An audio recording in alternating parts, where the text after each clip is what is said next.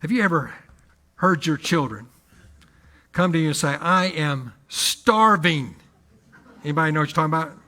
I am starving. I am so hungry I could eat a horse, a cow, an elephant. Well, yeah, sure. They might be a little bit hungry, but they're not starving. We all know that. And sometimes I feel that way. Now, you can throw this stat out there. Between the years 1860 and 2016, an estimated 128 million people died in famines.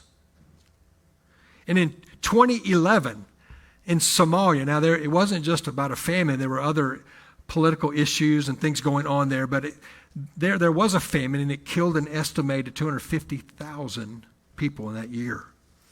You know, one of the topics we hear a lot right now with the war going on in Ukraine is the issue of wheat, the supply of wheat that can't get out of there at the rate that it normally does.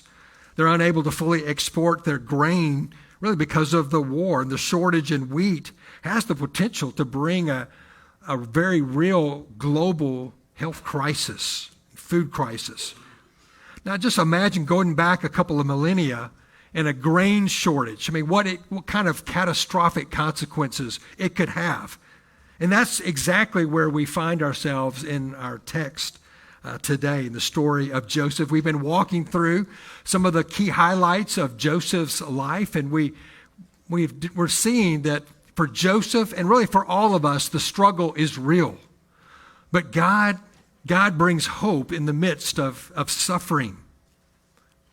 For the past couple of weeks, we've seen Joseph, the main character there in the Old Testament, and the trials and the difficulties that he has faced.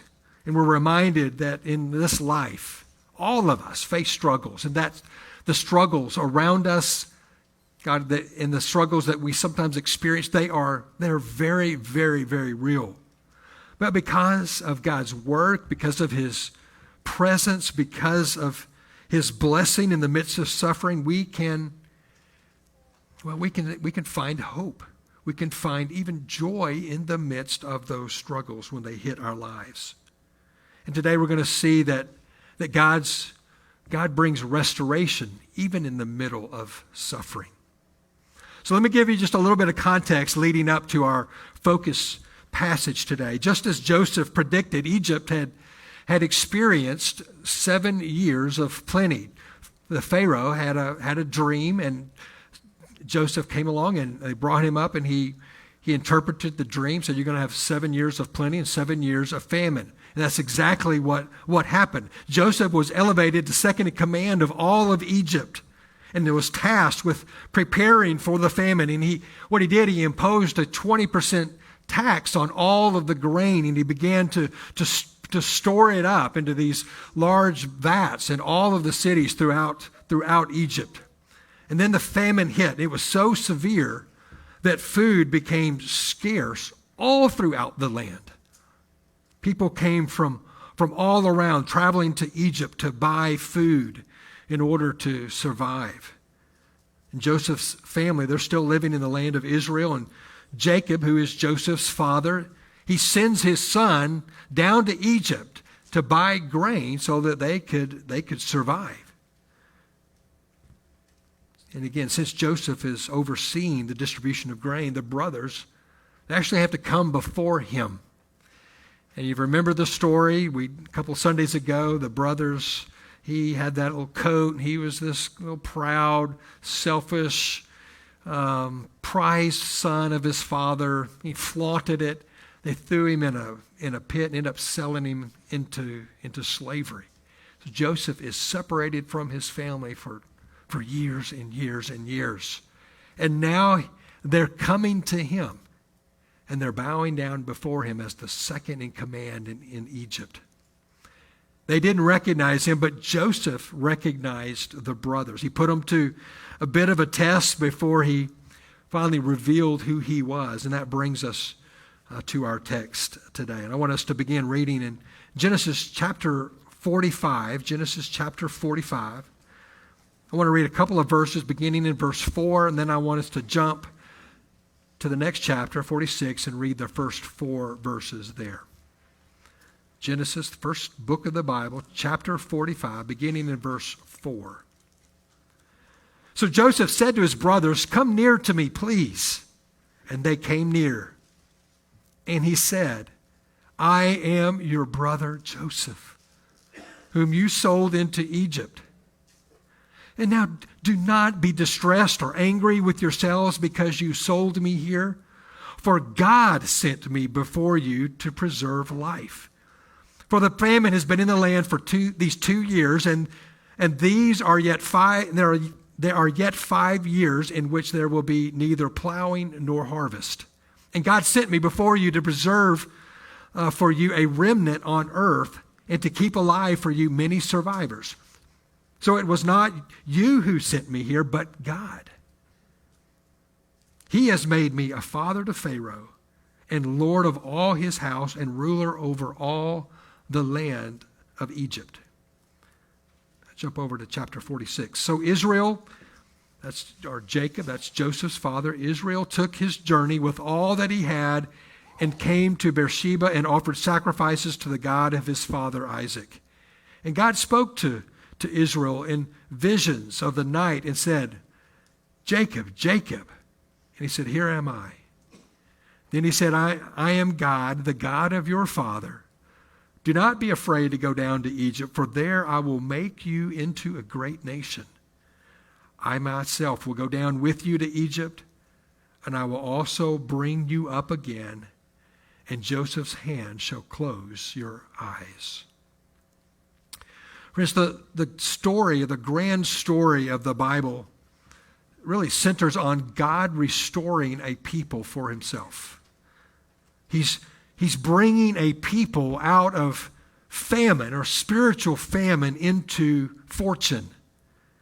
The story of Joseph points us to this grand redemption or restoration story. And it's important for us to understand that restoration it's really more about God than it is about us. This story about Joseph is not so much about him and his brothers and all that's going on. It's putting on display something way bigger, way grander. It's putting on display the redemption, the restoration that God brings to his people. So as we look at this passage of restoration, we're going to see the character of God put on bright display. And we're going to see specific things put on display, and I want us to highlight those. We're going to find true hope. It's how we find true hope in the midst of suffering and struggle. It's when we take hold of what God is doing, in us and around us in our struggles. So first, I want you to see that restoration puts God's work on display. It puts God's work on display. As we read through that passage there, you could see that how Joseph framed the suffering of his brothers. Verse 5 says that, "And now do not be distressed or angry with yourselves because you sold me here." Then he says, "For God sent me before you to preserve life." Then in verse 7, "And God sent me before you to preserve for you a remnant on earth." See, the brothers, they sold Joseph, threw him in this pit. They sold him to these merchants heading down to Egypt. But Joseph doesn't see it in that way. He doesn't see it as a sinful act by his brothers. What he sees is God's hand. He sees God's working in the midst of this. So when he's down there in Egypt and all the struggles and being away from family, they went back and told his dad that he had probably been killed. So he doesn't know how his family's doing. Year after year after year goes by. Yet God was at work. God sent him there. God sent him there. God would restore Joseph's family, but in doing so, what he's doing is something bigger. He's restoring a whole people.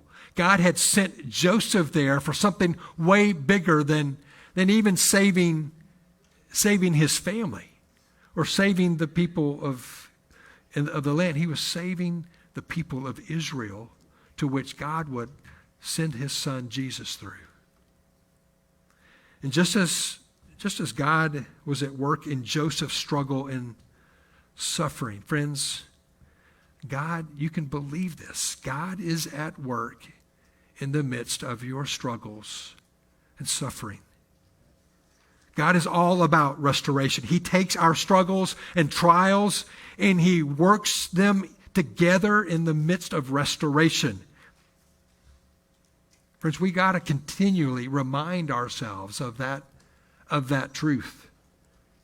One-on-one conversations, and I think especially in our life groups, in our small groups, this is where you come together and you share your struggles and trials. And we need, in fact, it's been sweet the past couple of weeks in the passing of my father for folks to come up. Carl, probably you as well, in the loss of your dad. Robert, you, I was thinking about you, praying for you this week, coming through surgery. We go through these struggles, and when people come and just remind us, hey, God's in the midst of this. God's walking with you. Man, it's just an encouragement. You know what I'm talking about? In your life groups, when you share and you open up your prayer request, remind one another that God is at work. Point them back, hey, God is faithful. He's good. Even in the midst of these trials, He's at work. He's got a plan. You're not alone. Share that with one another. When our suffering and our struggles, they have a tendency to turn inward. In fact, we need one another. We need each other to help us to look outward and look really upward and see God for what He's doing. And we also need to remind each other that our timing doesn't always line up with God's timing. Think about this. Joseph is 17 years old when he's sold into slavery and ends up in Egypt. He spends 10 years as a slave under a man named Potiphar. And then you had the unfortunate false accusation, and he's thrown in prison for another 3 years. He was 30 when he got out of prison and began working with Pharaoh. So from 17 to 30. But then you add in 7 years of abundance when he's there working there in Egypt, and now it's 2 years into the famine. Friends, he's been gone for over 2 decades, 22 years. He's in a foreign land away from his family. You know, some of you may be praying for a child who's away from the Lord. Year after year after year, you're praying. Some of you may be praying for healing. And it's like, God, I know you can do this. You could just heal. You could bring immediate healing. And yet you pray and you pray week after week after month. Some of you may be begging God to remove the trial of the struggle from your life. And God sometimes answers our prayers immediately. I've seen it in my life, and there's other times that it's years and maybe like Joseph, decades. But friends, you can trust. You can trust that God is still about restoration. That's who He is. That's who He is. He is restoring. He's restoring you, and He's doing bigger things even in the midst of your struggles. You know, when we moved from Arkansas to Texas, one of the blessings being here is being closer to family, especially as my father's health was declining.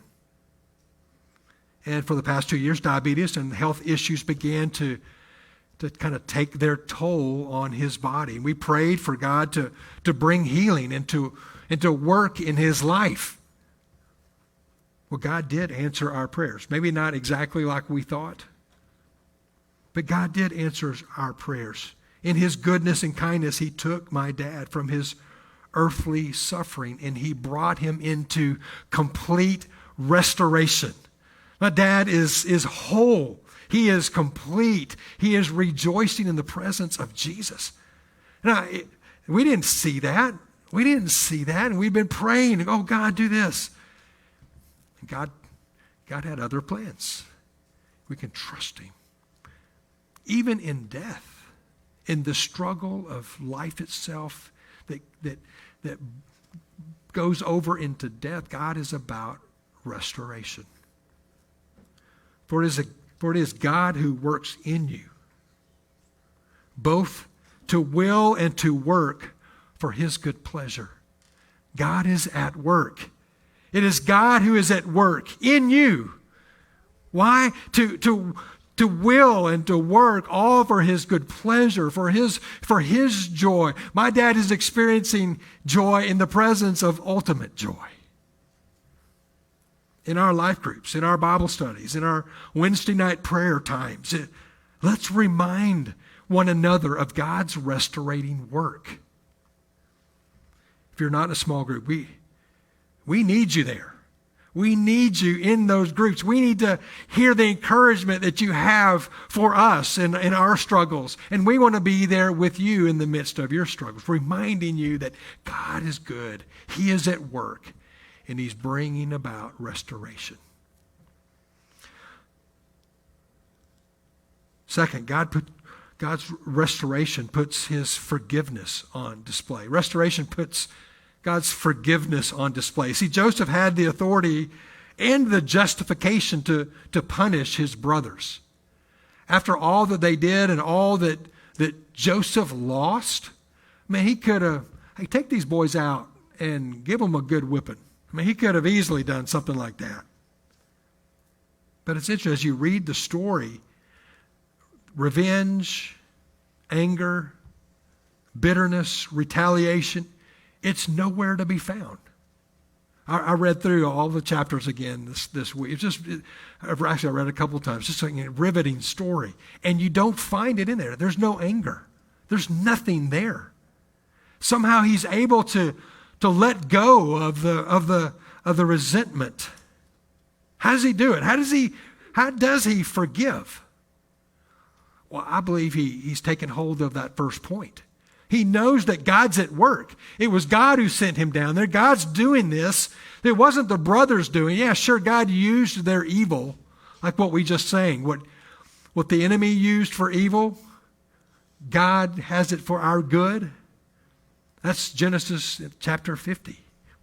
We'll hit on that next week. God's at work. And so if God's at work, I don't have to hold on to anger and resentment. I can forgive. I can forgive them. Genesis chapter 50:20. This is what it says. As for you, this is Joseph talking to his brothers. As for you, you meant evil against me, but God meant it for good, to bring it about that many people should be kept alive as they are today. Forgiveness becomes possible when we know that God is at work, even when others do harmful things to us, when we've been sinned against, when our suffering and our struggles are a result of someone else, we can trust God to work it for good and beyond us for the good of others. So let me ask you this morning, do you carry, look into your heart, do you carry even a small seed of unforgiveness? Is there anything in there? Friends, and what that shows, when there's unforgiveness, when I hold a grudge, when I feel, and it comes up, I mean, it can happen in your own home.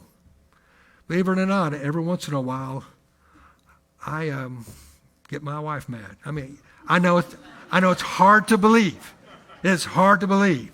But I'm a sinner, and I sin against my wife. I cut her short. I devalue her. I do stupid stuff, guys. You know what I'm talking about?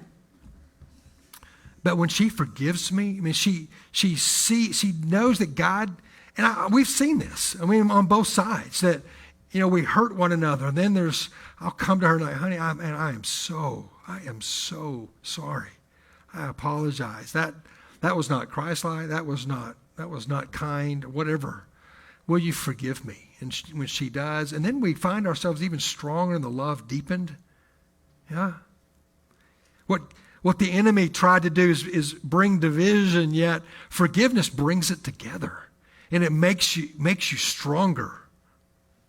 What unforgiveness does, it really shows our lack of trust in a big God. Did you catch that? Let me say that again. Our unforgiveness reveals our lack of trust in a big God. Without forgiveness, friends, there can be no restoration. Restoration, it puts on display the forgiveness of God. When we forgive others, what are we doing? When I forgive my wife, or when she forgives me, when I forgive a brother or sister that's hurt me, or vice versa, what we're doing, we're putting on display the forgiveness that God shows towards us. And just like Joseph's brother didn't do anything to earn his forgiveness, it's the same with God's forgiveness towards us. We all willfully turned away from God. We sinned against him.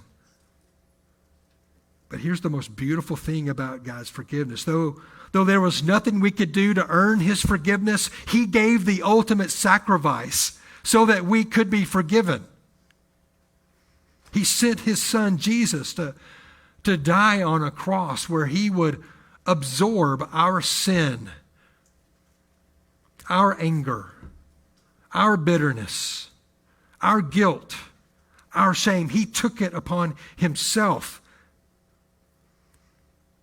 Through Joseph's forgiveness, his brothers were brought into restoration.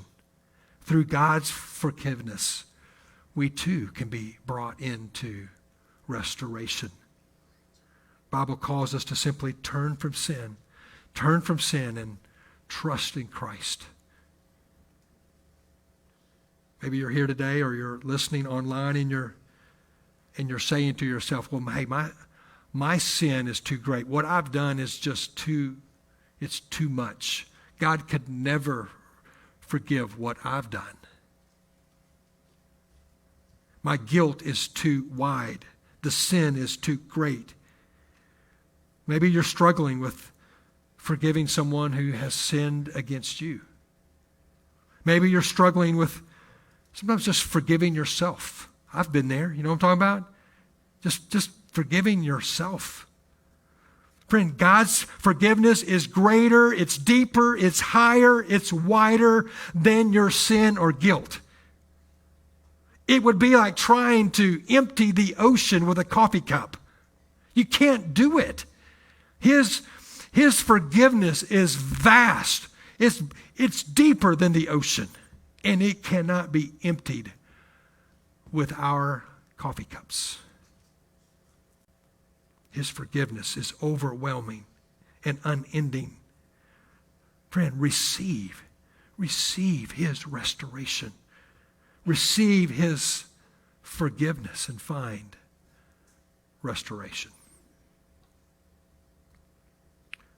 Third, restoration puts God's blessing, his blessing on display. Joseph went from pit to palace. Joseph's family went from famine to fortune. When Joseph's family was restored, they were showered with blessings. He gave them provisions. They got food. They got new clothes. They had these fancy wagons that sent down there. I mean, like moving trucks, but they were the Pharaoh's wagons show up down there. And everybody's like, man, what in the world? Hey, we're going down to Egypt, and we're going in style. And then when they get to Egypt, they get to hang out in Goshen, which is in the delta of the Nile. It was the most fertile part of Egypt. And that's where they lived. They brought all their cattle, and they had the choicest of things. God blessed them in massive, massive ways. They would flourish in Egypt under God's blessing and would eventually become a multitude of people. In fact, Genesis, the next book is Exodus. And in verse 7 of that first chapter, it says, but the people of Israel were fruitful and increased greatly. They were blessed. God blessed them. And they multiplied and grew exceedingly strong, so that the land was filled with them. God blessed them like rabbits. And they just multiplied. God's restoration is like that. He blesses and he pours it out like rabbits. They just keep coming, and they multiply over and over and over in our lives. And blessing, they reached well beyond Joseph and his family. It reached out into a whole nation of people. God is always blessing beyond our present circumstances. He blesses beyond our current circumstances.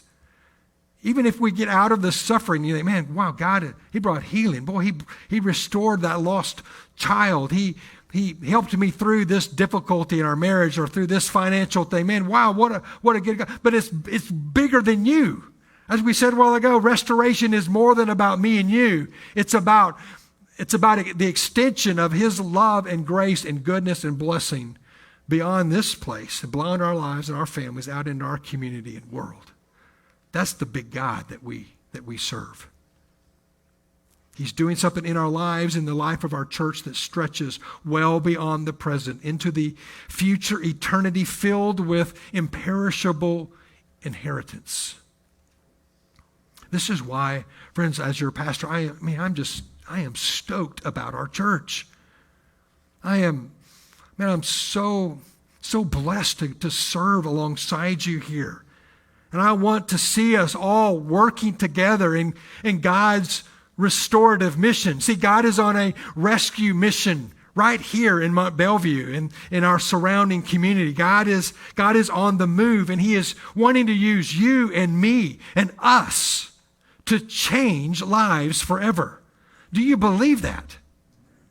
He wants to use you and me and us together to change lives, to use us as change agents. It's a part of our mission statement.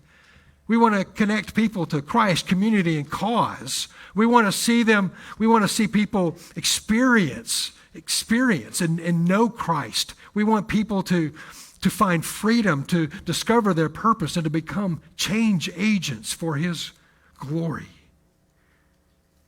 When we are united in carrying out our mission to connect people to Christ, community, and cause, God can use us in incredible ways to bring the blessing of the gospel into the lives of others. He can use us to impact and bless future generations. That's why we do VBS and we make color pencils all over the place, right? We want them to see and enjoy and go, wow, this is so cool. I don't even know what his name is, but I like him. We want to introduce them to Jesus. We want to connect them to Christ. We want them to see the glories of the gospel, plant seeds so that one day they come to Christ, and maybe they one day will lead others to Christ, and it impacts generation after generation after generation. That's the kind of church we want to be. That's what He's called us to be, and we need you to take the next step. For some of you, it means just joining the church, becoming a part of the family. We have a Connect 101 class. We do it usually the first Sunday of every month. Next month, it's July 4th weekend, so we're going to bump it 1 week because I know we've got folks that are ready to plug in. Connect 101, immediately following the service, July 10th. I lead that. It's about 30 minutes, and we just give you a quick overview of who we are as a church, where we're going, what is our mission. And it's the first step to connect to this church family and get on board with what He's doing here. For others of you, it's to join a life group. Get involved, because we need you to share and to give your life to others. And there's no better way to do that than in a small group, a life group. Then we want you to discover your purpose. How has God gifted you and shaped you for specific ministry? He's given you passions. You have some very unique experiences, good, bad, and painful, that God can use here in our church to touch others' lives. And then simply, we need you to start serving, to find a place and get involved and to give your life away. And those opportunities are all over the place. Come talk to me. Talk to any of our staff. Here soon, we're going to have out in the foyer, hopefully maybe by the first part of August, a connect point where you can get all your information. Right now, just come talk to me. Come talk to Dana. Come talk to Ryan. Any of our staff. We would love to get you involved in the next step here at First. Lastly, restoration puts God's work on display. It puts His forgiveness on display, His promise. Lastly, it's His promise, or a blessing, and lastly, His promise on display. Get to chapter 46, God is speaking to Jacob, or Israel, in a dream, and He reminded him of the promise that He made to Abraham, his grandfather, and to Isaac, his father. When He says there in verse 3, I will make you into a great nation. That's the promise. I'm going to make you into a great nation. I mean, he's like, man, I'm just trying to get some food. I'm just going down to Egypt. We're trying to survive here. Like, what do you mean a great nation? That's the promise. He's reminding him. God's restoration of Joseph and his family was, I keep saying it, it was bigger than saving them from a famine. It was way bigger than bringing them into the blessing of Egypt. God was restoring them in order to fulfill a greater promise. He was going to make them into a great nation and then bring them into a new land called the Promised Land. I want to give you a little quick peek into next week. Look at verse 24. Flip over to chapter 50, or just look at the screen. Genesis 50, verse 24 says, and Joseph said to his brothers, I'm about to die, but God will visit you and bring you up out of this land, Egypt, to the land that he swore or promised to Abraham, to Isaac, and to Jacob. Here's Joseph. He's in Egypt, and he's like, hey, I'm going to die. I'm about to die here, but here's what's going to happen. God's going to keep his promise. He always does. If God makes a promise, you can bank on it. And he said we're going to have a land. He's going to make us into a great nation, and he's going to give us a land flowing with milk and honey. So whenever that day comes, hey, carry my bones. I want to be buried there. He knew God was going to fulfill it. Jacob was claiming God's promise before it even came true. Do you know that we as followers of Christ have the same promise? We have the same promise. 2 Peter 3:13 says, but according to his promise, we are waiting for new heavens and a new earth in which righteousness or perfect relationship with God dwells. That's the promise. 1 John 2:25 says, and this is the promise that he made to us, eternal life. Where is our hope in suffering? Friends, it comes in the promise. It comes in the promise. It's displayed in his promise to us through restoration. Joseph had his eyes set on something well beyond Egypt. His eyes were fixed upon the promise of God. So here's what I want to do. I want to give you a promise to set your eyes on. All right, you got your pencils? Got your pens? You might need a pencil. We got some extra. I want you to write this. I want you to write this word down. 2 Corinthians 4:16 through 18. This is an incredible promise. 2 Corinthians 4:16 through 18. And I want you to read that throughout the week. Maybe write it out, pin it up somewhere where you can see it. And just like Joseph was looking off into the future, claiming that future promise, I want you to hold and set your eyes to this promise. This is Paul, the Apostle Paul, writing, and he says, do not lose heart. Though our outer self is wasting away, our inner self is being renewed day by day. For this light momentary affliction, the struggle that's real, this light momentary affliction is preparing for us an eternal weight of glory beyond all comparison, as we look not to the things that are seen, but to the things that are unseen. For the things that are seen are just transient, they're temporal. But the things that are unseen are eternal. Friend, in your struggle, in your trial, it's easy. Our eyes, we begin to look at our situation and it begins to feel overwhelming. Instead of looking at our current temporal circumstances, we need to look beyond that and fix our eyes on the promise that God is preparing for us a place. God is doing a work of restoration in our suffering, in the midst of our struggles. He's bringing us out of spiritual famine and into fortune. And that fortune is the very presence of Jesus, who is the eternal weight of glory beyond all comparison. Friends, this is our ultimate hope and struggle. The promise. The promise.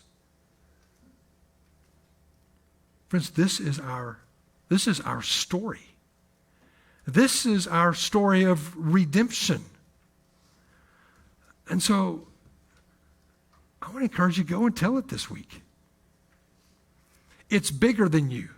If you're in the suffering, there's hope because God is at work.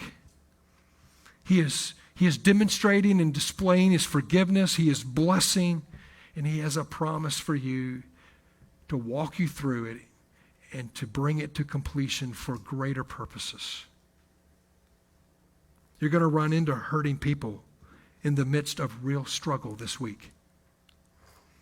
Friend, tell your story. Tell your story how God has maybe walked you through that struggle and brought you out. Maybe you're still in the struggle and it's just like, I'm holding, it's hard, but what I'm doing right now, I'm just holding on to a promise that he's going to see me through. Tell your story. Tell that.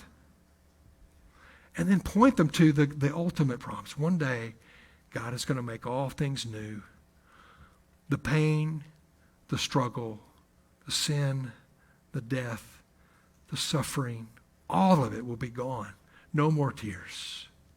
Only joy, peace in the presence of Jesus Christ forever. God wants to use you as an agent of restoration. Church, let's do it this week. Don't let a day go by. He's going to bring opportunities into your path this week. I know it. He will. Tell your story of restoration.